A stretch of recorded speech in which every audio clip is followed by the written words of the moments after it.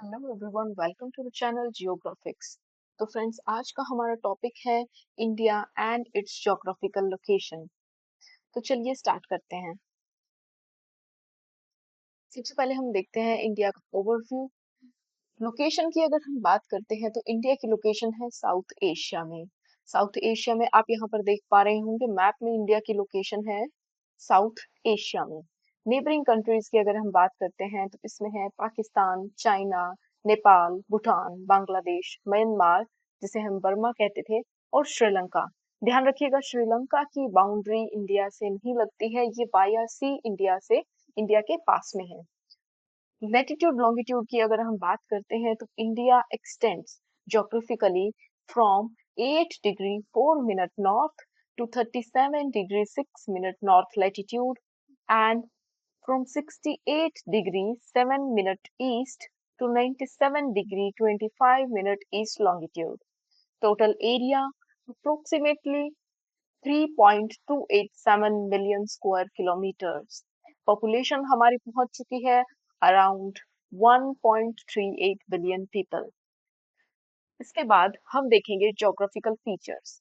India के geographical features में हम शुरुआत करेंगे हिमालयन माउंटेन रेंज से। आप यहाँ पे मैप में देख पा रहे होंगे हिमालयस, यहाँ पर है हिमालयन माउंटेन रेंज और ये यहाँ तक एक्सटेंड करती है। नॉर्थन बॉर्डर पे है ये इंडिया के, और साथ ही साथ it is home to some of the highest peaks in the world including Mount Everest. Next जो ज्योग्राफिकल फीचर है उसमें आता है Indo Gangetic plain. Indo Gangetic plain यहाँ पर आप देख पा रहे होंगे, आप यहाँ पर ये जो है ये फर्टाइल रीजन है नॉर्दर्न इंडिया का, और साथ ही साथ ये जाना जाता है एग्रीकल्चर और इसकी डेंस पॉपुलेशन के लिए। उसके बाद आ जाता है हमारा डेक्कन प्लेट्यू। डेक्कन प्लेट्यू यहाँ पर है, this one. Deccan plateau central और सदर्न इंडिया में लाई करता है। It is composed of volcanic rocks with diverse flora and fauna. उसके बाद हम बात करते हैं वेस्टर्न और ईस्टर्न घाट्स की।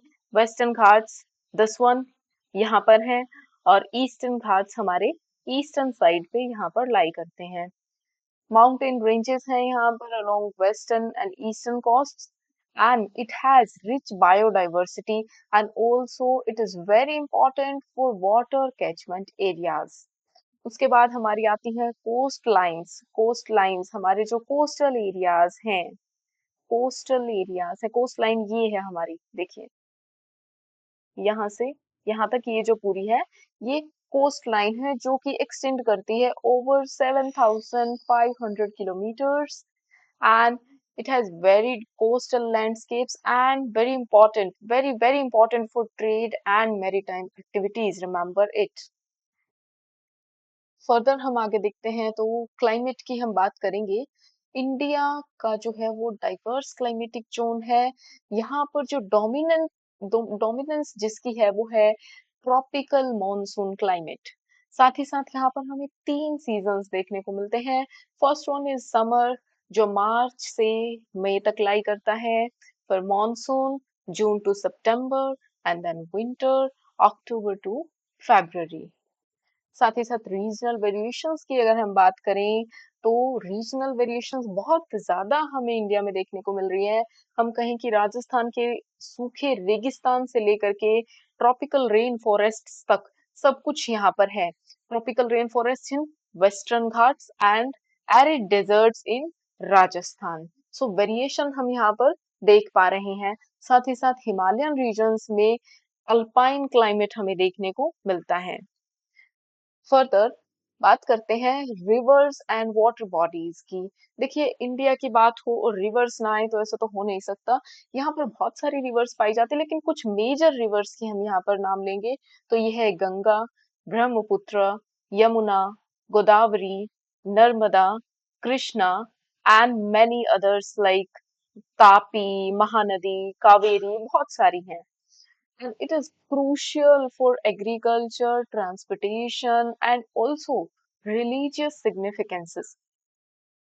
लेक्स और रिजर्वियर्स की हम बात करें तो इम्पोर्टेंट जो लेक्स हैं जो हमें ध्यान में रखनी होगी वो है Chilka lake, Dal lake and Wular lake. की रिजर्वियर्स भी बहुत सारे यहाँ पर हैं, जैसे Bhakra Nangal, Tehri and Sardar Sarovar. Moving next to natural resources. Natural resources में हम बात करें तो इंडिया में बहुत सारे मिनरल्स पाए जाते हैं, जैसे कि coal, iron, iron ore, we would say manganese, mica, bauxite, titanium and chromite. Forest में भी रिच बायोडाइवर्सिटी है ट्रॉपिकल फॉरेस्ट में, and it is significant for timber and non timber resources.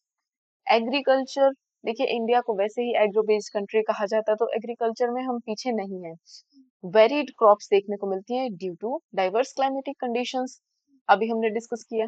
और मेजर प्रोड्यूसर किस चीज का है? Rice, wheat, sugar cane, cotton and spices. Next हम देखेंगे स्ट्रेटेजिक इंपॉर्टेंस क्या है आखिर इंडिया की।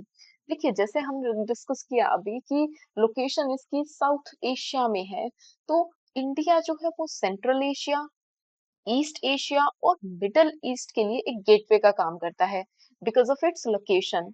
और साथ ही साथ इसकी स्ट्रेटेजिक इंपॉर्टेंट भी है रीजनल पॉलिटिक्स में भी। मैरीटाइम पोजीशन की बात करें तो ये एक तरीके से मेजर सी रूट्स को कंट्रोल करता है इंडियन ओशियन के। साथ ही साथ it is important for global trade and naval activities. तो यहाँ पर हम कंक्लूड कर सकते हैं कि इंडिया की जो डाइवर्स ज्योग्राफी है उसमें बहुत सी चीजें आती हैं, जैसे mountains, plains, plateaus and also coasts. साथ ही साथ इसका वेरिड क्लाइमेट जोन है जो कि एग्रीकल्चर को, बायोडाइवर्सिटी को और हमारे लाइफस्टाइल को बहुत ज्यादा इन्फ्लुएंस करता है। स्ट्रेटेजिक लोकेशन की हमने बात की, और वास्ट रिसोर्सेज जो इसमें है वो इसके जियोपॉलिटिकल सिग्निफिकेंस में बहुत ज्यादा कंट्रीब्यूट करते हैं। तो इसी के साथ thank you so much, have a nice day, thank you.